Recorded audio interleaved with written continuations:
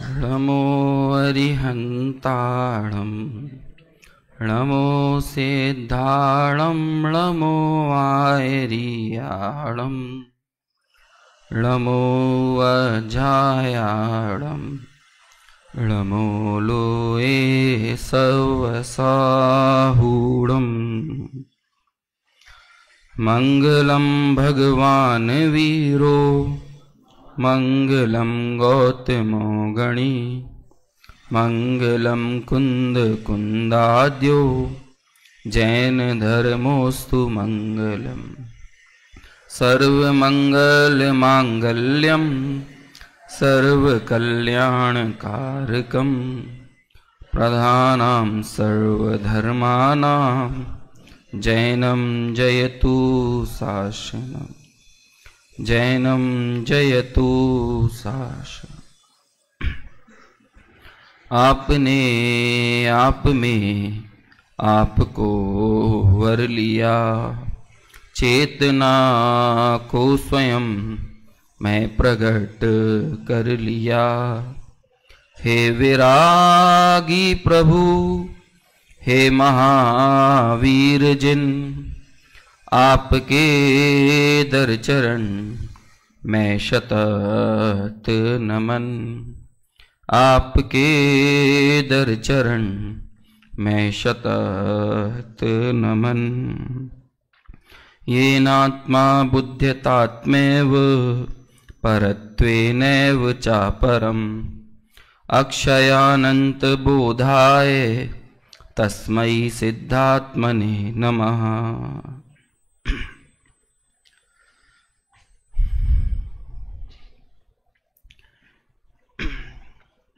दीक्षांत समारोह का प्रसंग है। कल शास्त्री अंतिम वर्ष के विद्यार्थियों का विदाई समारोह हुआ और आज उन्हीं का दीक्षांत समारोह अब से कुछ देर बाद हम यहां पर देखेंगे। चूंकि प्रसंग कुछ ऐसा है जहां पर हर्ष मिश्रित थोड़ा सा गम भी है, थोड़ी सी ऊहापोह की स्थिति भी है, जैसे हम कह सकते हैं कि द्वंद्वात्मक स्थिति, इसका सामना विद्यार्थियों को जब इस तरह की कोई परिस्थिति आयोजन होता है तो स्वाभाविक तौर पर ऐसी स्थिति मना स्थिति बने बिना रहती नहीं है।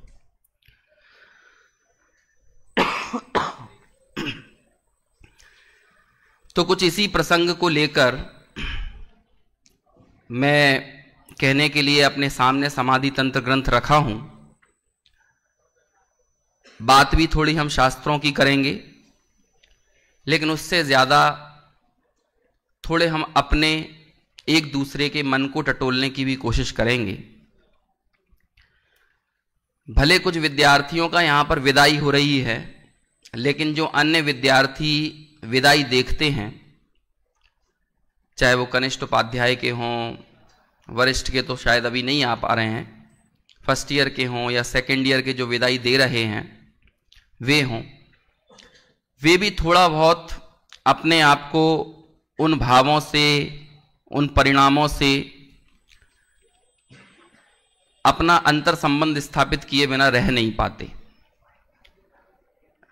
क्योंकि मुझे अपना दौर याद है जब हमने फाइनल ईयर्स के विद्यार्थियों का, मैं खुद कनिष्ठ में था, तो जब मैंने फाइनल ईयर के विद्यार्थियों का विदाई समारोह देखा था, आप यकीन मानो सबसे ज्यादा रोमांचक पल कनिष्ठ के विद्यार्थियों के लिए होता है। और मैं समझता हूं कि पहले साल में आने के बाद, एक साल की लगभग पढ़ाई कनिष्ठ के विद्यार्थियों की हो जाती है, लेकिन इस जमीन की, इस धरती की, इस परिवेश की, इस परिसर की क्या अहमियत है, ये पहली बार हल्का सा एहसास यदि किसी दिन होता है ना, तो वो लम्हा होता है फाइनल ईयर के विद्यार्थियों के अपने सामने विदाई को देखना। नहीं तो उससे पहले बहुधा हमारी स्थिति ऐसी होती है जब हम कनिष्ठ उपाध्याय में होते हैं कि हम भी कई बार स्मारक को गाहे बगाहे कोसते रहते हैं, इसे जेल खाना भी कह देते हैं, इसे बंधन मान के चलते हैं। लेकिन पहली बार इस जमीन की अहमियत की जो गंध हमारे भीतर किसी दिन कौंधती है ना, वो दिन होता है यही। तो उसका कारण क्या है? क्योंकि कहीं ना कहीं हम हमारे सीनियर्स के जो अब भूतपूर्व होने जा रहे हैं उन विद्यार्थियों के साथ अपना थोड़ा सा साक्षात्कार कर पाते हैं, हम अपने परिणामों को उनके परिणामों से मिलता हुआ देख पाते हैं। और हमारे भीतर भी एक जो द्वंद्व कभी चल रहा था, उस द्वंद्व से बाहर निकलने के लिए हम ये समझने के लिए तत्पर हो पाते हैं, आतुर हो पाते हैं कि शायद हमारे माँ बाप ने जो हमारे लिए ये फैसला लिया यहां भेजने का, या किसी परिस्थितिवश हम खुद किसी संयोग के कारण एक्सीडेंटली हम यहां पर आ गए, वो जो कुछ भी हमारे साथ हुआ है ना, वो बहुत सुखद हुआ है और आने वाले समय में बहुत अच्छा कुछ होने जा रहा है। मेरे जीवन को इस तमाम दुनिया से, जो पूरी दुनिया जिस राह पर दौड़ रही है, जिस रास्ते पे चल रही है, उससे मैं अब कुछ अलग रास्ते पर आ गया हूं। अब मैं कुछ विलक्षण होने वाला हूं। तो वो द्वंद्व जो है वो कुछ हद तक जो है वो अब हमारा खत्म तो होना नहीं कहूंगा, लेकिन उससे थोड़ी राहत और थोड़ी निजात मिलने के करीब हम आ पाते हैं। तो अगले लगभग 35-40 मिनट में मैं आपके सामने जिस विषय पर बात करूंगा वो विषय है द्वंद्व कहां तक पाला जाए। क्या विषय है? द्वंद्व कहां तक पाला जाए। मैं ये नहीं कह रहा हूं कि फाइनल ईयर के विद्यार्थियों के दिल में कुछ द्वंद्व है, कनिष्ठ के विद्यार्थियों में है, सेकेंड ईयर के में है। वो द्वंद्व जो है ना, वो कुछ हद तक या अलग अलग रूप में हमारे मन में भी है। और उस द्वंद्व के ऊपर ही आचार्यों ने अपनी कलम चलाई है, ताकि हमारा अपने अपने स्तर पर, अपनी अपनी भूमिकाओं में जो हम सबका जो द्वंद्व पल रहा है ना, वो द्वंद्व दूर होना चाहिए। पहले एक लाइन आपके सामने बोल देता हूं ताकि आप थोड़ा द्वंद्व को आध्यात्मिक रूप से भी समझ सको और द्वंद्व शब्द को पारिभाषिक तौर पर भी समझ सको। मेरी भाषा तो समझ में आ रही है ना, मतलब ज्यादा वो दूरदर्शन टाइप की तो नहीं हो रही ना क्या वो उसी जगह रहते हुए वो जनरल भाषा भी थोड़ी ऐसा ही हो जाती है ना। एक तो उर्दू के परिवेश में हूं तो कुछ शब्द उर्दू के आ जाते हैं, तो थोड़ा सा अपना फ्लो बैठा पाना आसान नहीं हो पाता। पंडित दौलत राम जी ने लिखा, लाख बात की बात यही निश्चय और लाओ, तोड़ी सकल जग द्वंद फंद। द्वंद तो नहीं बोला उन्होंने, तोड़ी सकल जग दंद फंद नित आत्म ध्याओ। अब जब पंडित दौलत राम जी ये बात बोलते हैं, आप सबको याद है ना? कितने लोगों को याद नहीं है? हाथ खड़े करो। सबको याद है? तो एक बार सब बोल दो, लाख बात की निश्चय और लाओ, तोड़ी सकल। देखो, हम सबके साथ एक समस्या होती है, जो चीजें हमको रट जाती हैं ना, वो अपना अर्थ खो देती हैं, और ये सबके साथ होता है। लेकिन जब दौलत राम जी ये बात लिख रहे हैं ना, तो उन्होंने क्या कहा हमें वो समझना है। भले हमें ये बात रट तो गई है, उन्होंने क्या कहा है? लाख बात की बात यही। अब दौलत राम जी के समय लाख रुपए की जो कीमत होती थी, आप आज के दौर में उसे मल्टीप्लाई करके देखोगे तो क्या हो जाएगी? आज से लगभग 250-300 साल पहले सोने की क्या कीमत रही होगी? मेरे हिसाब से अंदाजा बता रहा हूं, क्योंकि सोने की जो प्राप्त कीमत है वो 1940 के बाद की तो हमको पता चल जाती है। उससे पहले क्या होगी? मान के चलो 1 रुपए में आ जाता होगा ना, 2-4 तोला सोना 1 रुपए में, 2 रुपए में आ जाता होगा 10 तोला सोना। अब उस समय का वैल्यूएशन करो आप 1 लाख रुपए का, तो 1 लाख मतलब बहुत बड़ी बात। अब उससे बड़ी कोई उपमा देने की यदि सामर्थ्य होती तो वो देते दौलत राम जी, लेकिन उन्होंने उनके समय की जो सबसे मूल्यवान जो उपमा विशेषण वो दे सकते थे वो उन्होंने दिया। लाख बात की बात यही निश्चय और लाओ। ऐसे अब हम हमारे समय में समझ लें, लाख बात की बात यही।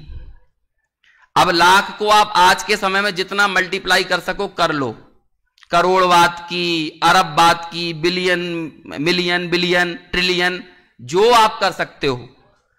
मतलब इससे ऊपर स्तर की कोई बात है नहीं। और दौलत राम जी बहुत अपना पूरा विषय प्ररूपित करने के बाद ये कहते हैं कि भैया आप ज्यादा चक्करों में ना पड़ो। तोड़ी सकल जग दंद और फंद, द्वंद कहते हैं मानसिक अड़चनों को और फंद कहते हैं भौतिक अड़चनों को। इसे शास्त्रीय शब्दों में कहें तो हमारी जो मन की ऊहापोह है ना, ये सब क्या है? ये द्वंद है। और जो कुछ भी नौ कर्मजन्य समस्याएं हमारे सामने खड़ी हुई हैं, चाहे वो गृहस्थी की हो, परिवार की हो, दुकान की हो, जायदाद की हो, बीमारियों की हो, शारीरिक समस्याएं हो, समझ में आया, व्यापारिक समस्याएं हो, आसपास के रिश्ते नाते ऐसे मिल गए हों, और जो भी नौ कर्मजन्य जितनी समस्याएं आप ले सकते हो वो सब क्या है? फंद। लेकिन फंदे से भी पहले, फंद यानी फंदा, जो हमको मोक्ष मार्ग में आगे बढ़ने से रोके, तो ये भौतिक अड़चनों के लिए क्या संज्ञा दी है? फंद, फंदा। लेकिन मानसिक अड़चनों के लिए क्या कहा है? द्वंद। आप बोलते रहोगे तो सभा जागृत रहेगी। क्या कहा है मानसिक अड़चनों के लिए? द्वंद।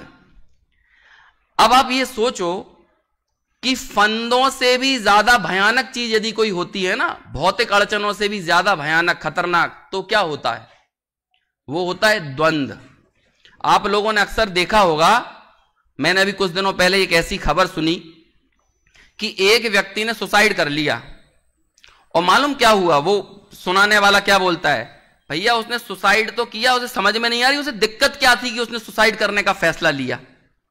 जबकि मरा भी था ना, तो अपनी दोनों जेबों में उसकी 1-1 लाख की गड्डियां पड़ी हुई थी। अब देखने वाले को तो यह लगेगा कि 1-1 लाख की गड्डियां हैं, व्यापार अच्छा चल रहा है, पत्नी बच्चे सब अच्छे हैं। लेकिन किसी ने यदि इतना सब होने के बाद भी यदि मरना चुना, उसे जीना गवारा नहीं हुआ, तो इसका मतलब वो फंदों से परेशान नहीं था। वो काय से परेशान था? द्वंद से परेशान था। आजकल आपने देखा होगा डिप्रेशन की दुकानें तो बहुत खुली हैं, डिप्रेशन का इलाज करने वाले। लेकिन द्वंद सिर्फ डिप्रेशन में ही जाहिर नहीं होता है। जिन शासन आपको एक चीज बताएगा कि द्वंद जो है ना, कई बार खुशियों में भी जाहिर होता है, क्योंकि आपको आपके मूल लक्ष्य से दूर करने वाला वो होता है। प्रतिकूलताओं का द्वंद तो सबको दिख जाता है, लेकिन अनुकूलताओं में भी हमारे चित्त में कोई द्वंद चल रहा है, यह प्रायः लोगों को नहीं दिख पाता। सही बताएं ना, तो दुनिया में जितने भी मानसिक रोगों की इलाज है ना, इन सबको मैं एक शब्द में यदि कहूं तो क्या है? जितने भी मेंटल हेल्थ के डॉक्टर्स हैं, ये सब आपके आर्त ध्यान को रौद्र ध्यान में बदलने का काम करते हैं। समझ में तो नहीं आ रहा? क्या करते हैं ये? आर्त ध्यान को रौद्र ध्यान में बदलने का काम करते हैं। आर्त ध्यान क्या होता है? 4 प्रकार के आर्त ध्यान का नाम पता है ना? तो बोल दो जिनको पता हो तो। इष्ट वियोगज, अनिष्ट संयोगज, पीड़ा चिंतवन और निदान। और रौद्र ध्यान कौन कौन सा होता है? हिंसानंदी, मृषानंदी, चौर्यानंदी और परिग्रहानंदी। एक में लगा है आनंद शब्द और एक में लगा है, एक में लगा तो कुछ नहीं है, लेकिन वो विलाप रूप है, दुख रूप है रौद्र आर्त ध्यान। कहीं आपको ऐसा कोई डॉक्टर मिलेगा जो यदि आपको हिंसा में आनंद आ रहा हो और उसका कोई इलाज करने वाला हो, यदि आपको परिग्रह, घर में पैसा, रुपया, धंधा, संपत्ति बढ़ रही हो, इसका कोई इलाज करने वाला हो? कोई डॉक्टर है ऐसा? सब लोग क्या करेंगे, भाई साहब बहुत तनाव है, बहुत डिप्रेशन है, मन नहीं लगता, तो क्या करेंगे वो ये करेंगे, कुछ नहीं, गाने सुना करो, फिल्में देखा करो, वेब सीरीज देखो, गार्डनिंग करो, दोस्तों के साथ गप्पे करो। लेकिन ये सब करता हुआ व्यक्ति भी कोई द्वंद्व में है, वो व्यक्ति भी खाली है, क्योंकि जब आप महफिलों से अपने आप को भरना चाहते हो ना, तो ये आपके हृदय के खालीपन को दर्शाता है। आपको किसी अन्य की जरूरत क्यों पड़ रही है, अब वो अन्य वस्तु हो या व्यक्ति हो। आप अपने आप को किसी व्यक्ति से भरना चाहो या आप अपने आप को किसी वस्तु से भरना चाहो, दोनों ही आपके खालीपन को दर्शाते हैं और दोनों ही आपके सुख के प्रति द्वंद्व को दर्शाते हैं। और जब दौलत राम जी ये बात कहते हैं ना, तोरी सकल जग दंद फंद नित आत्म ध्याओ, तो यहां द्वंद्व शब्द का अर्थ मायना बहुत गहरा है। सामान्य अर्थों में तो हम देखेंगे तो इतना ही है कि ये चुने कि ये चुने, संशयात्मक मन, व्यग्र मन, विक्षिप्त मन, ये जितने भी आप पर्यायवाची शब्द लगाते जाओगे ना, ये सब द्वंद्व को दर्शाने वाले हो सकते हैं, लेकिन द्वंद्व इतनी छोटी चीज नहीं है। जब दौलत राम जी आपसे ये कहते हैं ना कि अब मैं ज्यादा क्या कहूं, कि आप किसी के सामने बैठ गए और बोलो कि हे प्रभु और कोई हमें सुख का मार्ग बताओ, और कोई मुक्ति का मार्ग बताओ, और कोई आनंद की बात बताओ, और वो जितनी बातें बता सकते थे वो सब बता दी, और इसके बाद भी कोई पूछ रहा है और कुछ बताओ, और कुछ नई बात बताओ, और कुछ स्पेशल बात बताओ, तब ये लाइन निकलती है, लाख बात की बात यही निश्चय और लाओ, तोरी सकल जग दंद फंद नित आत्म ध्याओ। तब उन्होंने ये कहा कि सब द्वंद्व को छोड़ दो। अब मैंने ये चर्चा, ये द्वंद्व कहां तक पाला जाए, आपके बीच में लेके क्यों बैठा हूं, क्योंकि आपकी जागृत अवस्था में, खासतौर से मैं फाइनल ईयर के विद्यार्थी यदि यहां कुछ बैठे हों, बैठे हैं, बैठे, हाँ 2 4 6 8 जितने भी हैं, है ना, बाकी सब तक सूचना पहुंचा देना। सेकेंड ईयर फाइनल कनिष्ठ सबकी कुछ ना कुछ वही हालत है, हमारी भी है ना, द्वंद्व की कोई हमारे भीतर भी कोई कमी नहीं है। लेकिन द्वंद्व से पहला तारुफ, पहला परिचय बड़े पैमाने पर मैंने अपने जीवन में कभी महसूस किया था तो वो मेरे तो फाइनल ईयर का वर्ष था। छोटे मोटे द्वंद्वों से हम पहले वाकिफ रहे होंगे, लेकिन होश संभालने के बाद, थोड़ी जागृति आने के बाद, जो द्वंद्व का पहली बार हमने कभी फेस किया ना, अब क्या करें। यहां पर निश्चित तौर पर बच्चे अपनी आगे की योजनाएं बता रहे हैं, लेकिन आपकी योजनाओं का पूरा होना आपके उदय पर आश्रित है। आपके योजना बनाने से योजनाएं पूरी होने वाली है नहीं, और जब वे योजनाओं में थोड़ा सा भी उतार चढ़ाव हुआ ना, आप चाहोगे कुछ और हालात कहीं और ले जाएंगे, परिस्थितियां कुछ और बदल जाएंगी। जिंदगी में मैंने भी कुछ सोचा था, कुछ करना चाहता था, लेकिन जिंदगी वैसे नहीं चलती जैसे हम चलाना चाहते हैं, ये तो वैसे चलती है जैसा हमारा उदय इसे ले जाना चाहता है। आप इसे अपने दिमाग से, अपनी योजनाओं से अपने अनुरूप ले जाओ। इस बात में कोई पराक्रम नहीं है, बल्कि पराक्रम तो इस बात में है कि ये जिस दिशा में जा रही हो, उस दिशा में जाने के बावजूद हमारा विजन, हमारा लक्ष्य, हमारा साध्य एकदम क्लियर रहे और स्पष्ट रहे। और जब वो स्पष्टता हमारे भीतर आएगी ना, उसे कहते हैं तोरी सकल जग दंद फंद नित आत्म ध्याओ। अब सारे सवाल खड़े करो, आप सबको शास्त्री बनाने का उद्देश्य क्या है, आप सबके 5 साल के अध्ययन का क्या मोटो है। आप इसे 2 अर्थों पे बता सकते हो, इस संस्था का क्या उद्देश्य है, आपके परिवार का क्या लक्ष्य है, आपका क्या उद्देश्य है। हम और आप लड़कपन में बहुत तरह की बातें बोलते होंगे, मुझे भी एक दिग्गज विद्वान बनना है, मुझे भी बड़ी बड़ी सभाओं में प्रवचन करना है। यह भी एक किसी की सोच हो सकती है। कोई और सोचता होगा कि मुझे दुनिया के अलग अलग कहना चाहिए, जो भी पद प्रतिष्ठा के जो भी आयाम आपने तय किए होंगे, आपको वहां कुछ खास करना है। हो सकता है ये सब चीजें हों, और बाद में एक दिन ऐसा भी आएगा कि जब आपने अपनी पद प्रतिष्ठा के उन आयामों को पा लिया हो, जहां आप वाकई में जाना चाहते हो, जो आप यहां पर खड़े होकर बोल रहे हो, टोडरमल स्मारक ये संस्था भी एक दिन आपकी उन उपलब्धियों को सराहेगी, लेकिन इसके बावजूद भी ये बताओ कि आपको जो पद प्रतिष्ठा सम्मान जो शोहरत जो कुछ भी मिला है, क्या संस्था ने जो तत्व ज्ञान जो आगम का अभ्यास आपको कराया है, क्या उस उपलब्ध उस प्राप्य को पाने के लिए आपके लिए सारी शिक्षा दी गई थी कि इससे बड़ी कोई चीज थी? यदि आपको यह लगता है कि मैं कलेक्टर बन जाऊं, मैं कहीं का मंत्री बन जाऊं, कहीं का 2-5 करोड़ रुपए सालाना का मेरा भी कोई पैकेज हो, एक गाड़ी हो, एक बंगला हो, तो यकीन मानो बहुत छोटे छोटे से लक्ष्यों में हम उलझ के रह गए हैं। हम आए तो थे बहुत कुछ हासिल कर लेने की विद्या प्राप्त करके, लेकिन हमने उस विद्या को बहुत छोटी छोटी सी चीजों में, एक संस्था का सरपंच बन जाऊं, सरपंच मतलब सिरमौर हो जाऊं, एक नगर का सिरमौर हो जाऊं, एक समाज का कोई विशेष पद मेरे को मिल जाए, एक कंपनी का कोई विशेष पद मिल जाए, बहुत छोटे छोटे से लक्ष्य हैं। आप तो यदि इन लक्ष्यों में संतुष्ट हो तो टोडरमल जी की वो छोटी सी बात ही अभी समझ में नहीं आई है। अहो मुझे तो इन बातों की खबर ही नहीं थी, मैं तो भ्रम से भूलकर प्राप्त पर्याय में ही तन्मय हुआ था। किंतु इस पर्याय की स्थिति तो थोड़े काल की है।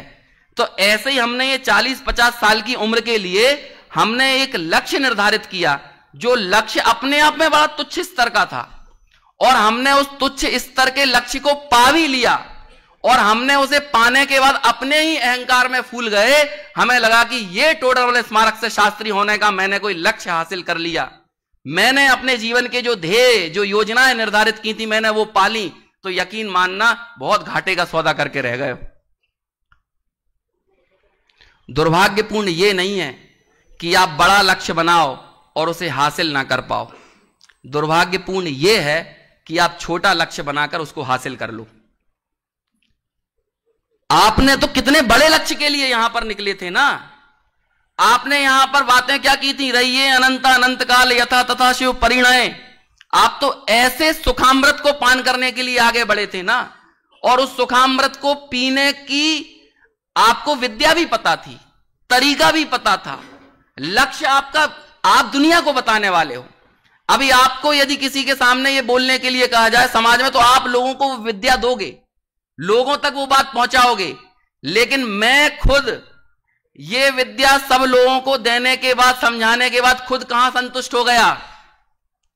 किसी छोटे से नगर में, छोटी सी कंपनी में, छोटे से पैकेज में, छोटे से पद में, छोटी सी प्रतिष्ठा में मैं बड़ा और बाजार सकरा मुझे मालूम होने लगा। तो ये समझना कि हम जिस द्वंद्व के अभाव करने के लिए निकले थे वो द्वंद्व कम नहीं हुआ है, बल्कि वो द्वंद्व और गहरा गया है। अभी तो मैं ही इस बात के लिए स्पष्ट नहीं हो पाया हूं। मैं आपसे कह तो रहा हूं कि नित आत्म ध्याओ, मैं आपको शिक्षा तो दे रहा हूं आत्म ध्याओ, लेकिन मैं खुद कहां संतुष्ट हूं। तो ये मेरा दोहराव तो मेरी पर्सनैलिटी में साफ नजर आ रहा है। इस दोहराव को मैं कैसे दूर करूं? मुझे तो इस बात में मजा आ रहा है कि मेरे घर में यदि 40-50 लाख की गाड़ी आई तो मैं तो वहां पर आनंदित हूं।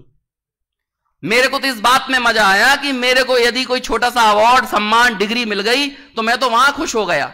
और मैं लोगों को यह बोल रहा हूं आदि व्याधि उपाधि से रहित समाधि की तरफ आपको आगे बढ़ना है। तो मेरा यह दोहराव तो मेरी वाणी में झलक रहा है, मेरे चित्त में झलक रहा है, मेरी चेतना में स्पष्ट रूप से चिल्ला रहा है। मेरा तो द्वंद्व कम नहीं हुआ है, और मैं दुनिया के द्वंद्व को कम करने की विद्या सबको दे रहा हूं। तो आप ये बताओ, टोडरमल स्मारक से निकलने के बाद, शास्त्री करने के बाद, जिस महान लक्ष्य को लेकर मैं निकला था, यदि वो लक्ष्य के बीच में मेरे विजन की अस्पष्टता रही, तो ये विजन की अस्पष्टता तो मेरे लिए जो दे सकने वाली थी वो मुझे इस विद्या से प्राप्त नहीं हो पाया। फिर मैं कैसे दीक्षांत समारोह अपना मना सकता हूं? क्योंकि दीक्षांत, कल कुछ बातें कहीं भी थी ऐसी, सच्ची दीक्षांत क्या है, सच्चे सिद्धांत शास्त्री क्या है, समझ रहे हैं ना आप? इस पथ का उद्देश्य नहीं है शांत भवन में टिक रहना, किंतु पहुंचना उस मंजिल तक जिसके आगे राह नहीं है। अब आप ऐसी एक मंजिल बता दो दुनिया में, जो मंजिल आपको उसके आगे का कोई रास्ता ना हो, ये बताती हूं।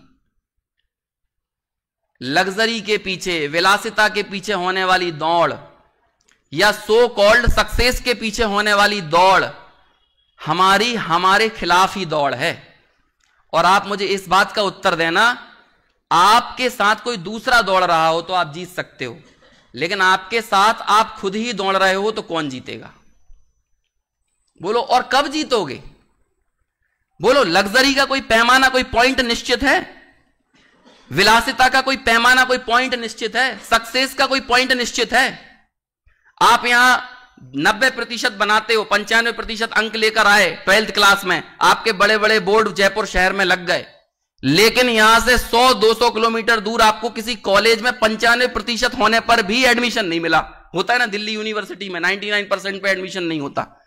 यहां की सक्सेस 200 किलोमीटर बाद असफलता बन जाती है। ऐसी सफलता का क्या मतलब है? और आप इस दुनिया की जितनी भी सो कॉल्ड सक्सेस है, मुझे एक सक्सेस ऐसे ही लाकर बताओ जिसको हम ये कह सकें कि ये सफलता का अंतिम बिंदु है, ये सफलता का चरम बिंदु है। और आप ऐसी उस सफलता के चरम बिंदु को पालो, तब आप अपने आप को सफल कहना। और यदि नहीं पा पाए और इसके बाद भी आप दौड़ रहे हो, तो फिर आपकी किसी और के खिलाफ दौड़ है या आपकी अपने साथ दौड़ है? बताइए, आप किसके साथ दौड़ रहे हैं? यह है लग्जरी और विलासिता के पीछे होने वाली दौड़। एक और जगह द्वंद्व शब्द आया, बड़ी सुंदर जगह। जैसे कि आपसे कोई पूछे, ऊपर पंचमूर्ति जिनालय है या नीचे भी भगवान की प्रतिमा है, आप लोग ये बताओ, हम भगवान का दर्शन क्यों करते हैं? हमारे भगवान तो प्रस्तावित ही नहीं है कुछ देने के लिए, कुछ करने के लिए। तो जब कुछ देते करते ही नहीं है, तो कुछ मिलता क्या है? उन्हें देखने से मिलता क्या है? आप तो इतना सा आंसर दो, मिला क्या? कुछ तो मिले, कुछ मिलता तो होगा ना, तभी तो हम उनको कुछ ऐसा क्या है जो आपको आनंद के पथ पर आगे बढ़ाने में कार्यकारी साबित होता है? ऐसा क्या मिलता है? इसका उत्तर दिया दौलत राम जी ने ही। कहां पे? सकल गे गया एक तदपि वाली स्तुति में। भगवान के सामने खड़े होकर जब भक्त बोलता है, तुमको बिन जाने जो कलेश, पाए सो तुम जानत जिनेश, पशु नारक नर सुर गति मंझार, भाव धर धर मरियो अनंत बार। और देखो अब अगली लाइन, पर अब क्या हुआ भगवान, आप मेरे सामने आ गए तो अब हुआ क्या है? पर अब काल लब्धि बल ते दयाल, तुम दर्शन पाए भयो खुशाल। और फिर अगली लाइन, मिटी सकल द्वंद, तुम्हें तुम्हारे मिलने से हुआ क्या? क्या हुआ कि भगवान जब आपके सामने नहीं आता हूं ना, तब मुझे जब दुकान में बैठने के बाद 1000-1000 500 की गड्डियां गिनता हूं ना, तब लगता है आनंद यही है। जब महीने के अंत में 1,00,000, 2,00,000 रुपए, 5,00,000 रुपए अकाउंट में क्रेडिट होते हैं ना सैलरी के रूप में, तो मुझे लगता है आनंद यही है। अरे और तो जाने दो, 500-1000 रुपए का अमेजन का, फ्लिपकार्ट का प्रोडक्ट रिसीव होता है ना, तो ऐसा लगता है कि आनंद यही है। मुझे ये हर छोटे छोटे से लम्हे टंकोत्कीर्ण लगते हैं। जब मेरी चल रही होती है, जब मेरा रुतबा बना होता है ना, तो मुझे अपना रुतबा टंकोत्कीर्ण लगता है। तब मुझे यह ख्याल नहीं आता, किंतु इस पर्याय की स्थिति तो थोड़े काल की है। तब मैं ये जान नहीं पाता हूं, समझ नहीं पाता हूं। लेकिन भगवान जब आपके पास, आपके सामने आता हूं ना, तब मुझे समझ में आता है कि सुख वहां नहीं, सुख यहां है। तो ये द्वंद्व मिट गया आपको देखने से। तब मैं बोलता हूं मिटी सकल द्वंद्व। और जब सकल द्वंद्व मिट गया तो होना क्या चाहिए? चाख्यो स्वातम रस दुख निकंद। ये है लाख बात की बात, यही निश्चय उर लाओ, तोरी सकल जग दंद फंद नित आत्म ध्याओ। ये द्वंद्व मिटा के नहीं। और पहला प्रश्न जो मैंने शुरुआत में कहा था कि आखिर ये द्वंद्व कब तक पाला जाए। हमसे पहले वाले भी इस द्वंद्व में जी लिए, हमारी ऊपर की पीढ़ियां इस द्वंद्व में जी ली, हमने भी द्वंद्व में जीते हुए एक लंबा वक्त बिता दिया। जिसकी जितनी उम्र है, कोई 20 साल का हो तो अपना जब से उसने दिमाग संभाला हो, होश संभाला हो, तो 5-10 साल तो देख लिए ना। कोई 30-40 साल का हो तो उसे दिख रहा है ना, मैं भी इतने द्वंद्व में 30-40 साल की उम्र जी लिया। 60-70 का हो गया तो उसे ये दिख रहा होगा ना कि 60-70 में मैं द्वंद्व में ही तो पड़ा हूं। अभी भी मैं एक ऐसे चौराहे पर खड़ा हूं कि जिस चौराहे पर खड़ा होकर मुझे यही लगता है कि इस रास्ते पे जाऊं, कि इस रास्ते पे जाऊं। और आप यकीन मानो, हृदय पर हाथ रखकर बताना, भले जिन लोगों ने यहां पर योजना बनाई है, क्या वो स्पष्ट हैं अपनी उस योजना को लेकर कि नहीं मैं ये ही करूंगा? है स्पष्ट? और आप ये गारंटी दे सकते हैं कि 6 महीने बाद, साल भर बाद, 2 साल बाद भी आपकी योजना पक्की रहेगी? लोग कहते हैं ना, रुचि का कैरियर चुनो, अपनी पसंद का करियर चुनो, लेकिन क्या आप अपनी पसंद के प्रति गारंटी दे सकते हैं कि आपकी पसंद ये हमेशा रहेगी? आप अपनी पसंद में उतार चढ़ाव देखते हैं। किसी दौर में आपको सिनेमा अच्छा लगता होगा, किसी दौर में आपको क्रिकेट अच्छा लगता होगा, किसी दौर में आपको फिर पॉलिटिक्स अच्छी लगने लगेगी, किसी दौर में कुछ और अच्छा लगने लगेगा। तो ये द्वंद्व और ये परिवर्तन तो निरंतर वर्त रहे हैं ना, और ये चित्त तो द्वंद्व से रहित हो नहीं रहा। तो अब ये बोलो कि द्वंद्व आखिर कब तक पाला जाए, उसका चरम क्या है, किस बिंदु तक आखिर हम इस दोहरी मानसिकता के साथ जीवन जीते रहें? और जबकि द्वंद्व पालने वाला कोई ऐरा गहरा नहीं है, वो व्यक्ति नहीं है जिसे आचार्य कुंद कुंद ना मिले हों। आप और हम में यदि द्वंद्व है तो बोलो हम दूसरों के सामने क्या नजीर प्रस्तुत करेंगे, क्या उदाहरण पेश करेंगे कि द्वंद्व दूर कैसे होता है? जिन्हें आचार्य कुंद कुंद मिले, जिन्हें समंतभद्र मिले, जिन्हें टोडरमल जी मिले, जिन्हें और महान आचार्यों की परंपरा, महान तत्व ज्ञान मिला, और वो कमाल की बात है अपनी वाणी से कईयों लोगों का द्वंद्व दूर कर दें, लेकिन यदि उनके खुद के हृदय का द्वंद्व दूर ना हो तो फिर हमारा सवाल हमसे ही खड़ा नहीं होना चाहिए कि आखिर ये द्वंद्व और कब तक पाला जाए? बोलो क्या क्या उसका पैमाना रहेगा, कौन सा एक अंतिम क्षण रहेगा? आप वो लिख कर दो यहां पर। और यदि हम उस द्वंद्व के अभाव करने की तरफ आगे तत्पर हुए, तब आप यकीन मानिए वो आपका सच्चा दीक्षांत है। मुझे तो चाहे जो भी हो जाए, ये जो शब्द कहे गए हैं ना, ये शब्द कोई राइमिंग नहीं बनाई गई है, जैसे कि आजकल के लिरिक्स जो क्या कहते हैं गीतकार वगैरह होते हैं और कुछ तुकबंदी मिलाने के लिए कुछ भी गाना वाना बना देते हैं। तो दौलत राम जी ने भी ऐसी कुछ राइमिंग बनाई होगी कि नहीं? उन्होंने तो बस ऐसे ही लिख दिया होगा, गाहे बगाहे चलते फिरते हैं। कुछ समझ के ही तो लिखा होगा ना, कुछ उसकी गंभीरता रही होगी ना। तोरी सकल जग दंद फंद नित आत्म ध्याओ। सारे द्वंद्व, आपके जितनी भी ड्यूअल मेंटेलिटी है, आप उन सबको तोड़ दो। और मैं आपको ये नहीं कह रहा हूं कि आपका ये द्वंद्व छोड़कर मैं आपको सबको बिल्कुल क्या कह रहे हैं, बस पिची कमंडल उठाओ और निकल जाओ जंगल की तरफ, ये नहीं बोल रहा हूं। ये द्वंद्व के खिलाफ हमारा सामना तो इसी जीवन में होगा, वर्तमान परिस्थितियों में होगा, वर्तमान संयोगों में होगा, संयोगों में रहते हुए होगा। लेकिन हमारा विजन स्पष्ट है कि नहीं, विजन की क्लियरिटी है या नहीं, हमें यह पता होना चाहिए। और यदि वो विजन की स्पष्टता, क्लियरिटी है, तो आप यकीन मानिए कि आपकी अन्य सारी क्रियाएं, आपके अन्य सब चयन, चुनाव कभी आपको गलत रास्ते पर लेकर नहीं जाएंगे। चुनाव के संबंध में हम जीवन में क्या चुनें, इस संबंध में मैंने एक हायरार्की अपने खुद के लिए तय की थी, है ना। अभी चूंकि एक समय है, माहौल है, तो जरूरी समझता हूं कि आपसे भी वो साझा कर दूं। जिंदगी में आपको अब यहां से जाने के बाद ना चुनने के कई विकल्प, कई रास्ते मिलेंगे, लेकिन ये चुने कि ये चुने, आप उसे तय करने के लिए इन पैमानों पर उन सारे फैसलों को खरा उतारने की कोशिश करना, आप यकीन मानिए गलत चुनाव तो नहीं होगा। यदि आपको चरित्र और प्रतिभा में से कोई एक चीज चुनने की जरूरत पड़े, तो ध्यान रखना, प्रतिभा को लात मार देना, चरित्र को चुनना। टैलेंट वैलेंट में कोई दम नहीं है। हो सकता है टैलेंट से आप बुलंदियों को पा जाओ, जो कल मैंने एक शेर सुनाया था ना, लेकिन बुलंदियों पर टिके नहीं रह सकते हो।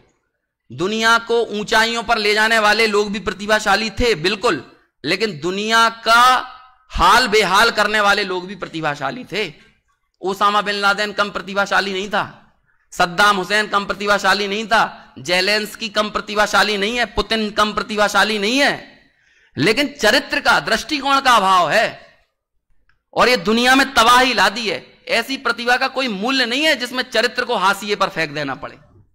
कभी भी हुनर और चरित्र में से, कैरेक्टर में से यदि समझौता करना पड़े, आप ये देखना आपको बहुत मौके मिलेंगे यहां से निकलने के बाद। अब भैया ये सीखना है, ये कोर्स करना है, तो रात में तो खाना ही पड़ेगा, ऐसे दोस्तों के साथ बैठना ही पड़ेगा। अब हमारे साथ वाले दोस्त तो शराब शराबी अराबी भी हैं, हमें भी उनके साथ बार आर में बैठना पड़ता है, हम लेते वेते कुछ नहीं है। ये सब मैं तब बोल रहा हूं जब यहां से निकलने के कितने 2007 से 13 और 5 18 साल बाद इन सब परिस्थितियों से जूझ के आया हूं, है ना। ये सारी परिस्थितियां बनेंगी, कभी तो आपको चाय की दुकान पर खड़े होने में शर्म आती है, और कई बार आपके सामने ऐसी स्थितियां बन जाए कि आपके 4 दोस्त मिलकर कहने लगे कि शराब के बार में बैठ जाओ, और कुछ हासिल करने के लिए इतना तो करना पड़ेगा, कॉम्प्रोमाइज तो करना पड़ेगा। आप समझ लो एक चीज, हम जैसे सोचते हैं ना, हमें हमारी उपलब्धियां वैसे ही मिलती हैं। यदि आपने ये सोच लिया बिना कॉम्प्रोमाइज करे कोई कुछ मिलने वाला नहीं है, तो आपको कॉम्प्रोमाइज करना ही पड़ेगा। लेकिन आप ये मान के चलो चाहे कुछ भी हो जाए, मेरे लिए कोई मायने नहीं रखती ऐसी सफलता ऐसी प्रतिभा, लेकिन मेरे लिए मायने रखता है मेरा कैरेक्टर, मेरा सीखा हुआ तत्व ज्ञान, मेरा आचरण। ये इतनी स्पष्टता आपकी यदि है ना, तो आपके सामने कोई परिस्थिति आ जाए आप गलत चुनाव नहीं करोगे, आप ऐसी संगति से दूर हट जाओगे।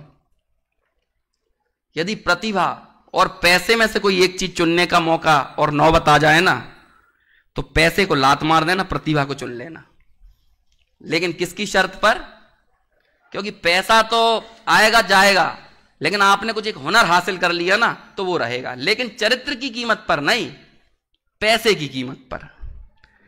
यदि पैसे और व्यसनों में से कोई एक चीज चुनने की नौबत आए ना, तो हमेशा पैसे को चुनना।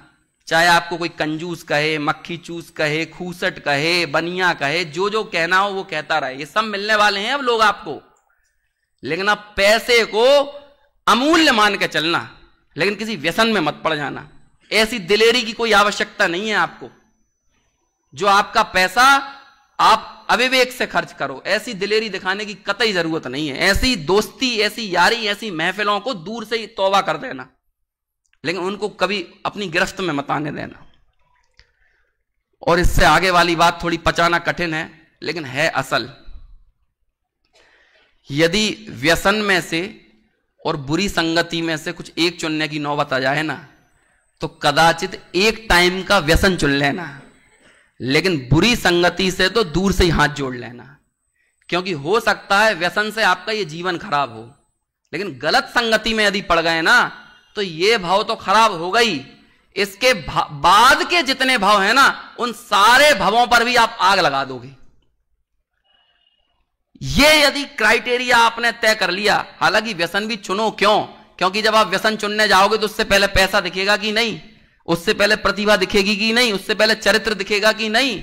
और तत्व ज्ञान से इतनी, क्या कहें, मुझे लगता नहीं है पूरी दुनिया में तत्व ज्ञान से इतने ज्यादा सैचुरेटेड और इस पूरे विश्व में कहीं कोई होता हो जितना टोडरमल स्मारक के अंदर होती है। कोई ऐसी जगह कि तत्व ज्ञान इतना ठूस ठूस कर, इतनी स्पष्टता, इतनी निर्मलता, पुण्य पाप के प्रति आपके दिमाग में कितना स्पष्ट क्लियरिटी विजन है 18, 19, 20 साल की उम्र में। आपको शुद्धोपयोग शुभोपयोग के संबंध में कितनी स्पष्टता क्लियरिटी है।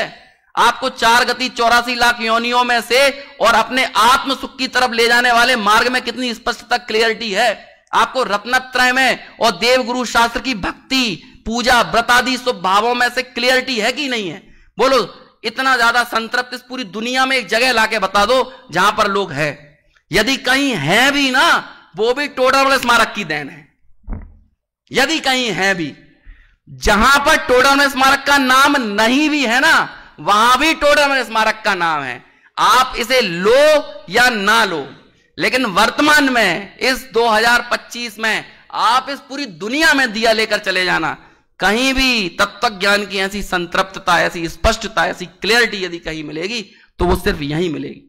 और इतनी स्पष्टता होने के बाद भी आपको ये बताना पड़े कि आपका जीवन आगे आपको कैसे जीना है। अब आप नहीं हो, आपके साथ पूरी संस्था चल रही है, और ऐसी संस्था का प्रतिनिधित्व करने वाला कोई और नहीं है। संस्था का प्रचार व्हाट्सएप, यूट्यूब और इन सब पर नहीं होता है, जीते जागते आपसे होता है। आप यदि मौके पर जहां मौजूद हो ना, आप में ये झांक रहा है टोडरमल स्मारक, और आप ही इसके ब्रांड एम्बेसडर हो, आप इसका पब्लिसिटी स्टंट हो, और आप जैसे हो गए टोडरमल स्मारक की छवि वैसी बनेगी। आपके साथ एक समृद्ध सुखद परंपरा है। आज हम दर्शन पावड़ में पढ़ रहे थे कि थोड़ा सा शिथिलाचार आ जाए तो क्या समस्या है? आज सुबह सूत्र पावड़ की चर्चा करते हुए भाई साहब ने कहा था कि वो ककड़ी के चोर को कटार मार दी।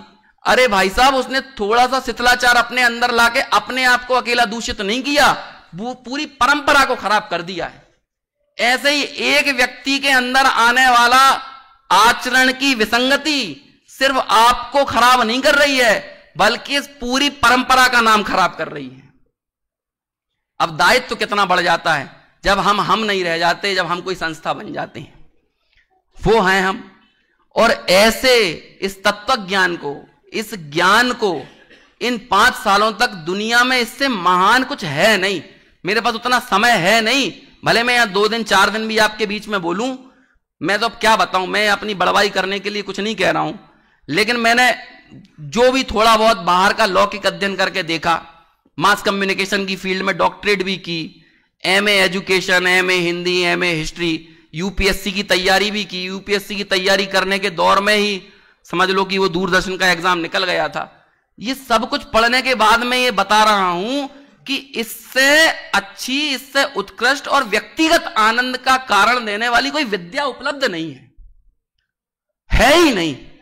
और अब आप एक बात याद रखना, दूसरों, अब खुद गलती करके सीखने वाला आदमी समझदार नहीं है, क्योंकि आपके पास इतना समय नहीं है कि आप गलतियां करते रहो और सीखते जाओ, इतना समय है नहीं। आप अपना द्वंद्व खुद गलतियां करके दूर करो, ये अच्छी बात नहीं है। अनुभवियों के वचनों से सीख लो, अनुभवियों की बातों से सीख लो। यदि इनसे हमें सीखना आता है तो ये हमारी समझदारी का परिचायक है। और ये आचार, ये ज्ञानी जन, ये सर्वज्ञ की परंपरा हमको ये बात कहती है कि भाई, लाख बात की बात यही, निश्चय और लाओ, तोरी सकल जग दंड फंद, नित आत्म ध्याओ। इसलिए अब सवाल किसी और से मत करना, अपने आप से करना कि आखिर कब तक, वो दहलीज कौन सी है, वो अंतिम बिंदु कौन सा है, वो चरम बिंदु कौन सा है, जब मैं इस द्वंद्व का अभाव करूंगा। मेरे लिए मैं सबसे महत्वपूर्ण कब बनूंगा, और मेरे लिए मैं सबसे महत्वपूर्ण मतलब मेरी लायकात, मेरी सामर्थ्य, मेरा असली परिचय क्या है, तो वो है मेरा विविक्तम द्रव्य कर्म, नौ कर्म, भाव कर्म से न्यारा शुद्ध मैं। ये नहीं मैं जो मैं शरीर में दिख रहा हूं, ये नहीं मैं जो मैं एक प्रतिष्ठा, पद या और किसी लिबास में आपके सामने हूं, वो मैं जो सारे लिबासों से रहित एहसास वाला है। एहसास मतलब अनुभूति वाला है, अनुभूति सो मैं, अनुभूति जितना आत्मा। ये ज्ञान, ये तत्व ज्ञान, ये अनुभूति की बात आपको आचार्यों के माध्यम से प्राप्त हुई है। यदि ऐसे तत्व ज्ञान से भी आप अपने आनंद का आह्वान ना कर पाओ, तो आप यकीन मानिए इस पूरी दुनिया में आपको आनंदित करने वाला और कोई भी कहीं भी किसी भी रूप में मिलने वाला नहीं है। अब आप पूरी दुनिया को चप्पे चप्पे को, हर एक चप्पे चप्पे पर दर दर के जाकर छान लो, या जो ऑलरेडी आपको पहली बार में आपको ढंग से होश संभालने से पहले ये तत्व ज्ञान मिल गया है, इसे ही सीधे ग्रहण करो, पियो, आनंदित हो। खुद आनंदित रहोगे तो आपके आसपास का औरा आनंदित रहेगा, आपका परिवार, आपका समाज, आपके आसपास की सारी परिस्थितियां भी तदनुकूल हुए बिना रहेंगी नहीं, क्योंकि सुखी को कोई दुखी करने वाला मौजूद है नहीं, और दुखी को भी कोई सुखी बनाने वाला है नहीं। हम सुखी बनाने के चक्कर में जिन उलझनों में उलझेंगे, वो हमारे फंदों को और टाइट करेंगे, और हम पहले ही अपने द्वंद्व को मिटाकर आगे बढ़ेंगे तो फंदों में फंसे होने के बावजूद भी अपने आप को निर्द्वंद और निर्फंद महसूस करेंगे। ऐसा मुक्त स्वभावी आत्मा मैं स्वयं हूं, जिसमें कोई द्वंद्व नहीं है। ऐसे निर्द्वंद स्वभाव का अनुभव करके हम भी सब परम पद को प्राप्त करें, इस भावना से अभी की चर्चा।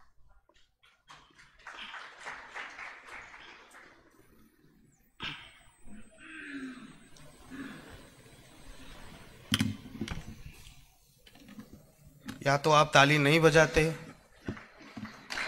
या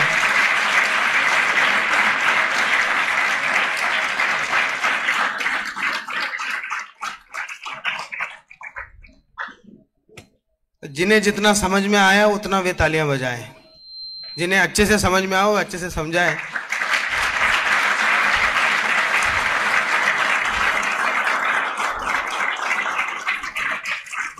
विषय की गहनता में ऐसे जुड़ करके अब समझ में नहीं आ रहा क्या बोले, इतनी सरल शैली में।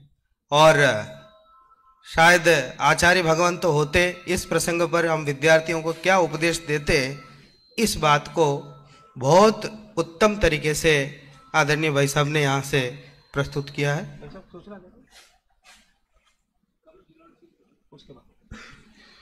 यहाँ से प्रस्तुत किया है। कल सुबह के अभी जो जिनवाणी स्तुति होगी उसके पश्चात दीक्षांत कार्यक्रम यहाँ से प्रारंभ होगा। और कल सुबह के कार्यक्रमों में, कल चूंकि महामस्तकाभिषेक का विशेष कार्यक्रम है, प्रातः 5:45 से 6:08 तक आध्यात्मिक पाठ, 6:08 से 6:38 तक आदरणीय दादाजी का प्रवचन जो प्रसारित होता है वह यहाँ से चलेगा। 7 से 8 बजे तक जिनेंद्र पूजन, विधान चूंकि हो गया है, कल केवल जिनेंद्र पूजन रहेगा 7 से 8 बजे तक। और 8 से 8:25 तक स्वल्पाहार। चूंकि 2 दिनों से हम लेट हो रहे हैं और बहुत विनम्रता पूर्वक हम सभी व्यवस्थापकों की ओर से आप सबसे निवेदन है, ठीक बराबर 8:25 तक ही ये व्यवस्था रहेगी। उसके पश्चात 8:30 बजे हम यहाँ से प्रवचन प्रारंभ कर देंगे। कल सुबह पुनः डॉक्टर अंकुर जी शास्त्री भोपाल वालों का व्याख्यान हमें यहाँ सुनने को मिलेगा। और 9:30 बजे से श्री जिनेंद्र शोभा यात्रा प्रारंभ होगी। उसके पश्चात हम वापस यहाँ स्मारक परिसर में आकर के महामस्तकाभिषेक करेंगे। उसकी विस्तृत सूचना भी आदरणीय पीयूष जी वे सब आपको देंगे। और उससे पहले हम सब जिनवाणी स्तुति के लिए अपने स्थान पर खड़े हो जाएं। अनंत धर्मणस्तत्वम्